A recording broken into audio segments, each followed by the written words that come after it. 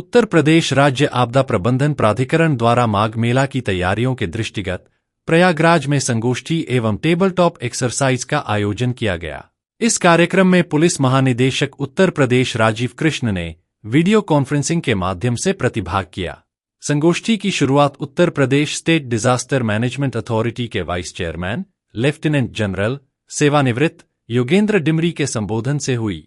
अपने उद्बोधन में पुलिस महानिदेशक ने कहा कि कुंभ और माघ मेला विश्व के सबसे बड़े सार्वजनिक जनसमूह आयोजनों में शामिल है, जहां कुछ विशेष दिनों में एक ही स्थान पर अत्यधिक भीड़ एकत्रित हो जाती है।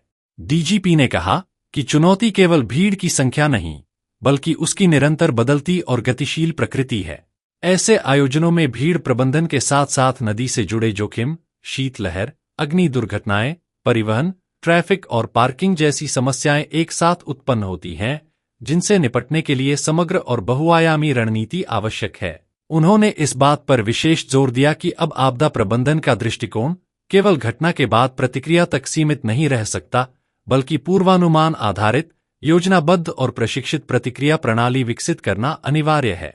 विभिन्न विभागों की तैयारियों को एकीकृत और समन्वित प्रतिक्रिया में बदलना अत्यंत आवश्यक बताया गया। पुलिस महानिदेशक ने प्रवेश और निकास मार्गों की वैज्ञानिक योजना, स्नान घाटों पर संतुलित भीड़ प्रबंधन और माइक्रोक्राउड की निरंतर निगरानी को माघ मेले की सफलता के लिए अहम बताया। उन्होंने कहा कि एसडीआरएफ अब केवल बैकअप बल नहीं, बल्कि भीड़ सुरक्षा और आपदा प्रबंधन की ऑपरेशनल व्यवस्था का अभिन्न अंग बन चुका है। अग्नि दुर्घटना, शीतलहर और डूबने जैसी संभावनाओं पर चर्चा करते हुए डीजीपी ने विभागों के बीच सतत समन्वय, प्रभावी संचार और त्वरित प्रतिक्रिया तंत्र की आवश्यकता पर बल दिया। उन्होंने अधिकारियों को आत्मसंतोष से बचने की चेतावनी देते हुए कहा कि हर दिन नई चुनौतियां सामने आती हैं।